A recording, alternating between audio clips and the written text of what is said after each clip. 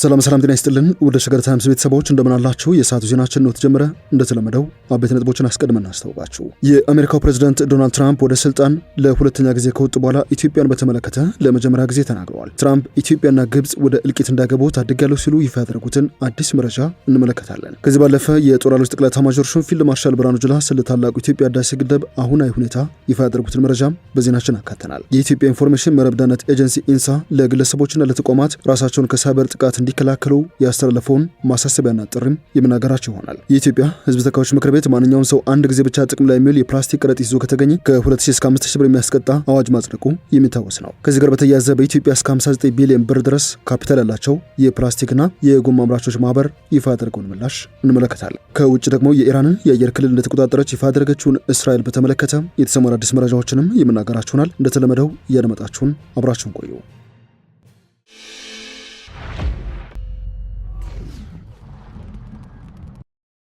ወደ ቀዳሚ ጉዳዮች እናምራ። የአሜሪካው ፕሬዝዳንት ዶናልድ ትራምፕ ኢትዮጵያና ግብጽ ወደ እልቂት እንዳይገቡ ታድጋለሁ ሲሉ ይፋ አድርገዋል። ፕሬዝዳንቱ ትራምፕ ትሩዝ በተሰኘው የማህበራዊ ትስስር ገጻቸው ላይ ባሰፈሩት ጽሑፍ ለሁለተኛ ዙር ወደ ስልጣን ከወጡ በኋላ ለመጀመሪያ ጊዜ ኢትዮጵያን በተመለከተ ዝምታቸውን ሰብረዋል። ትራምፕ የኢትዮጵያን ስም ያነሱት በመላው ዓለም ስላላቸው የሰላም ግንባታና ሽምግልና ሚና በጠቀሱበትና ባወሱበት ጽሑፋቸው ነው። እስራኤልና ኢራን ሰላም መፍጠር አለባቸው፣ ለዚህ ደግሞ ልክ ህንድና ፓኪስታን መካከል ሰላም እንደፈጠርኩት ሁሉ ቴልአቪቭና ቲራንንም አስማማለሁ ብለዋል። ይህንን ያሳካሁት አሜሪካ ከሀገራቱ ጋር ያላትን የንግድ ግንኙነትና አቅም እንደዚሁም ምክንያታዊነት ትብብርና ንጹህነትን በመጠቀም ነው በማለትም የህንድና ፓኪስታን መሪዎች በፍጥነት የጦርነት ስጋቱ እንዲቆም ወስነዋል ሲሉ ነው የገለጹት። በመጀመሪያው ዙር የስልጣን ዘመናቸውም ተመሳሳይና አደገኛ ውጤት ሊያስከትሉ ይችሉ የነበሩ ጦርነቶችን እንዳስቆመም ትራምፕ ይፋ አድርገዋል። ከነዚህ መካከል ለበርካታ ዓመታት ሲንከባለል የቆየውና ወደ ከፋ ጦርነት ሊሸጋገር የነበረውን የኮሶቮና የሰርቢያን ፍጥጫ አስቆሚያለሁ ባይ ናቸው። ፕሬዝዳንቱ ሌላኛው ያነሱት ደግሞ የኢትዮጵያና ግብጽን የህዳሴ ግድብ ፍጥጫ ነው። ትራምፕ እንዳሉት ከሆነ ኢትዮጵያ ለማጠናቀቅ የደረሰችው ታላቁ የኢትዮጵያ ህዳሴ ግድብ ድንቅ በሆነው የአባይ ወንዝ ላይ ተጽዕኖ ሊፈጥር የሚችል ፕሮጀክት ነው ብለውታል።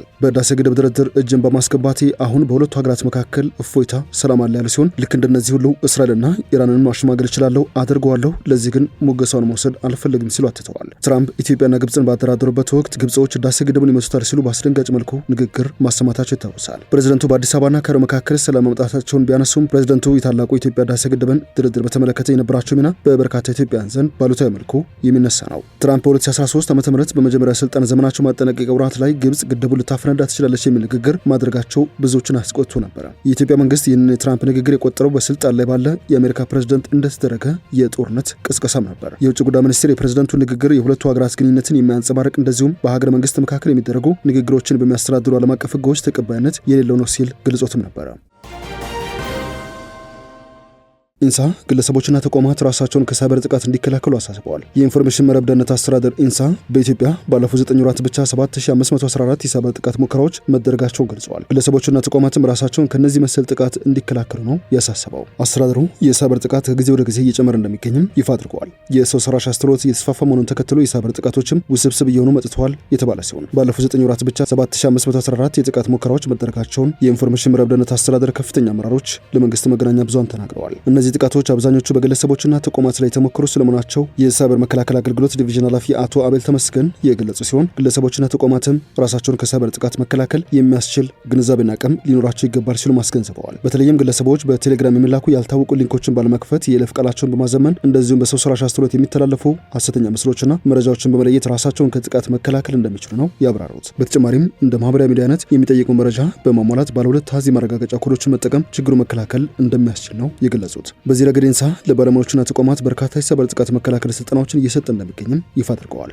የህዝብ ተወካዮች ምክር ቤት ማንኛውም ሰው አንድ ጊዜ ብቻ ጥቅም ላይ የሚውል የፕላስቲክ ከረጢት ይዞ ከተገኘ ከ2000 እስከ 5000 ብር የሚያስቀጣውን የደረቅ ቆሻሻ አያያዝና አወጋገድ አዋጅ ባሳለፍነው ሳምንት ማጽደቁ ይታወሳል። አዋጁ በረቂቅ ሂደት ላይ ከነበረበት ጊዜ ጀምሮ በተጠቃሚም ሆነ በአምራቹ ማህበረሰብ ዘንድ በርካታ ጥያቄዎች ሲነሱበት ነበረ። ከዚህ በመነሳት የኢትዮጵያ ጎማና ፕላስቲክ አምራቾች ማህበር አዋጁን በተመለከተ ጭካኔ የተሞላበት ውሳኔ ሲሉ አጣጥለውታል። በኢትዮጵያ በኢመደበኛ መንገድ ከሚሰሩት ውጪ 860 የተመዘገቡ የፕላስቲክ አምራች ድርጅቶች አሉ። ይህ ማለት ደግሞ ጥቅል ካፒታላቸው 58.8 ቢሊዮን ብር መድረሱም ተሰምተዋል። ለመገናኛ ብዙሃን አስተያየታቸውን የሰጡት የማህበሩ አባል በረከት ገብረ ሕይወት ማህበሩ በራሱ ገለልተኛ ቡድን አማካኝነት አሰራውት ባለው ጥናት ኢንዱስትሪው በዓመት 441228.8 ቶን ቆሻሻን መልሶ ጥቅም ላይ የሚያውል ኢንዱስትሪ ስለመሆኑ አስረድተዋል። አዋጁ ካስቀመጣቸው ድንጋጌዎች ውስጥ ሁሉንም ሳይሆን አንዳንድ ድንጋጌዎች በስጋትና በጥርጣሬ የምንመለከታቸው ናቸው ሲሉ አስረድተዋል። አቶ በረከት ሲቀጥሉ አዋጁን በንድፈ ሐሳብ ደረጃ አስፈልግም፣ የቅድመ አዋጅም መሻሻል የለበትም ነበር የሚል አቋም የለንም። ነገር ግን የአዋጅ ከረቂቁ ጀምሮ የሳታቸው መሰረታዊ ጉዳዮች አሉ ባናቸው። ከነዚህ መካከልም ዘርፉ የደረሰበትን ደረጃ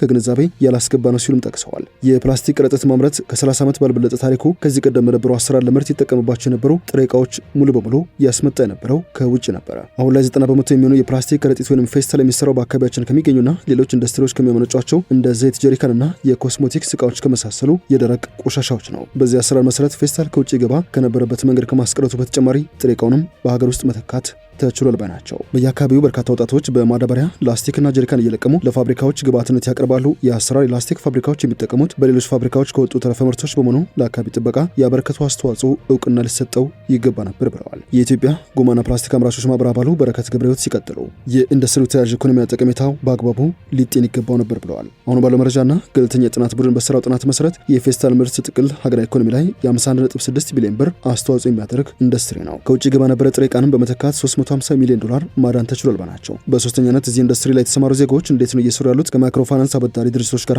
ያላቸው ትስስርስ እንዴት ነው የሚለው በአግባቡ ሊጤን ይገባው ነበር ብለዋል። አዋጁ ከጸደቀ በ6 ወራት ውስጥ ጊዜ ተፈጻሚ እንደሚሆን ይገልጻል። ይህ አንድን ትልቅ ኢንዱስትሪ አይደለም፣ ማንኛውም ትንሽ ኢንዱስትሪ ለመዝጋት የሽግግር ጊዜ ያስፈልጋል ባናቸው። አዋጁን በማርቀቅ ሂደት ውስጥ የጎረቤት ሀገራት ልምድ ወስደናል ተብሏል። ነገር ግን ህጉን ተግባር ያደርጉ ሀገራት ከ3 እስከ 5 ዓመት የሽግግር ጊዜ መስጠታቸውን ጠቅሰዋል አቶ በረከት። በዚህ ኢንዱስትሪ ላይ ለተሰማሩ አካላት ደግሞ ወደ ፈለጉት ኢንዱስትሪ እንዲሸጋገሩ ድጋፍ ማድረጋቸውንም አስታውሰዋል። በማህበሩ ስር ከ168,000 በላይ ሰራተኞች እንዳሉ የጠቀሱት አቶ በረከት አዋጁ አንድ ድርጅት ሲዘጋ ሰራተኞችን በምን አይነት መልኩ ሊያሰናበት እንደሚችል አላስቀመጠም ባናቸው። ይህን የሚያክል ሴክተር ከኢኮኖሚው በዚህ አጭር ጊዜ ውስጥ ውጣ ስትለው ባለሀብቱን ከፋብሪካ ባለቤትነት በነጋታው ወደ ተመጽዋችነት እንደዚሁም በስሩ ያቀፋቸው በመቶ ሺዎች የሚቆጠሩ ዜጎችን ወደ ስራ አጥነት ማሸጋገር ነው ሲሉም ሞግተዋል። በእነዚህ ምክንያት በረቂቅ ሂደቱ ላይ እነዚህን አንኳር ነጥቦች እንዴት አድርጎ ሊመለከታቸው እንደተዘጋጀ ሳያስቀምጥ ለምክር ቤቱ ቀርቦ መጽደቁ አምራቹንም ሆነ ማህበራችንን እጅግ ያሳዝነው ነው ሲል ይፋ አድርገዋል።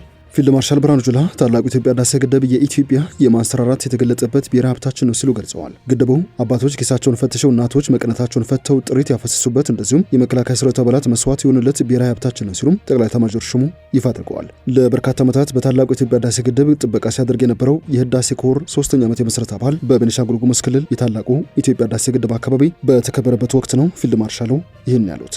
ፊልድ ማርሻል ብርሃኑ ጁላ የመከላከያ ሰራዊቱ የኢትዮጵያን ብሔራዊ ሀብት የሆነውን ታላቁ ኢትዮጵያ ህዳሴ ግድብን ደህንነት በአስተማማኝ ሁኔታ የመጠበቅ ተልዕኮውን በብቃት በመፈጸም ላበረከቱ አስተዋጽኦ ምስጋና አቅርበዋል። ህዳሴ ግድቡ የኢትዮጵያ ማንሰራራት የተገለጸበት ብሔራዊ ሀብት ስለመሆኑ በስፍራው ባሰሙት ንግግር ይፋ አድርገዋል። ወደ ሌሎች የዜናችን ክፍሎች እናምራ።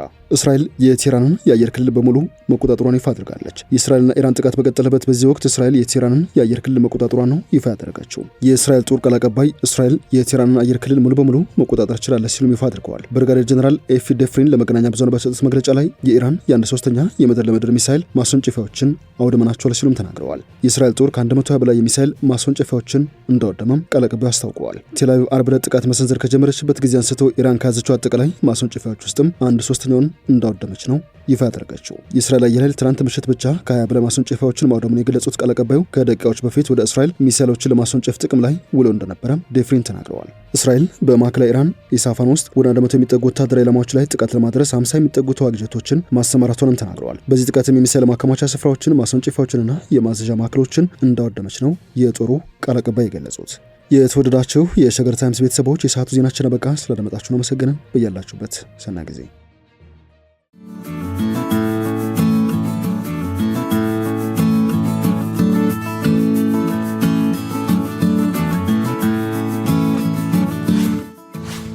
ሸገር ታይምስ ሚዲያን ሰብስክራይብ በማድረግና ደወሉን በመጫን ይከተሉን።